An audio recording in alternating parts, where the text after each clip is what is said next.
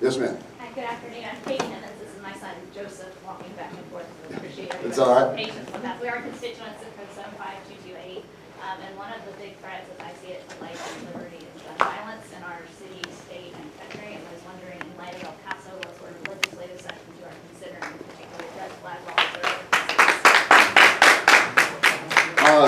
or Well, I think the governor has just called for a conference, a roundtable, to take a look at it. There was one after the last session, which lasted a couple of weeks with hundreds of people coming in. Report was put together with lots of ideas about what to do. I think that the main thing we can do to stop this is, we're talking about a basic ill in society, that all the laws in the world are not going to stop people from doing things bad. And so just thinking we are protected by whatever law we do. I'll give you a good example of, out of that first meeting that came, there was a lot of people that thought, yeah, all our schools need to have metal detectors. That's what it'll do it. We have a metal detector. That way you couldn't get into school with a gun.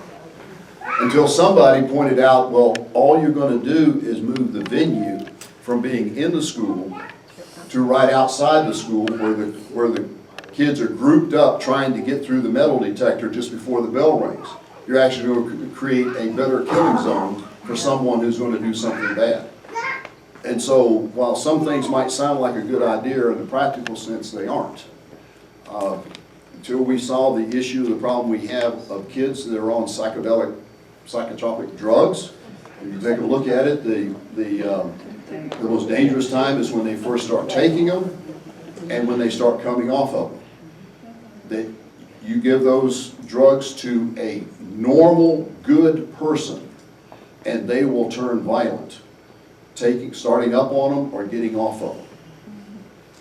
And so one of the problems is our love affair with drugs that we give to people that don't need them. That's one of the big concerns I have. It's a love affair with guns too. Yes. Why do we need assault? For self-protection. There are more do. guns in this country than there are humans. If more guns was the answer to the problem, we would be the safest country in the world. The problem more you have likely to die is here you, from gun violence than the gun that you country. have at home and you don't have where you are where the gun action is taken does you no good. The problem we've had in our schools and the theaters and other places, we didn't have where we did have someone with a gun at the church who actually stopped the shooter.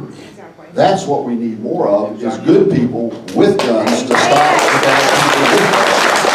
Guns don't kill people, it's bad people, and bad people on drugs kill That is people. nonsense. You know it. Ma'am, What? ma'am, It happened here, and it doesn't happen anywhere else in the developed world. It happens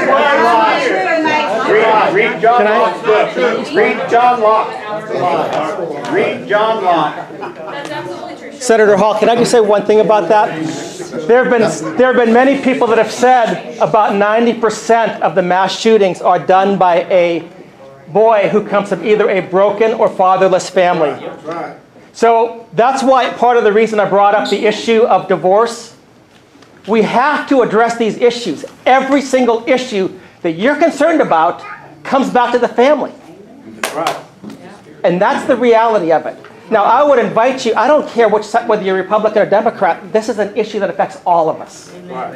Our mass shooters, I've been looking at mass shooters' backgrounds to the extent I could find them, and since Columbine, and found that more than 90% of the mass shooters are dad-deprived boys.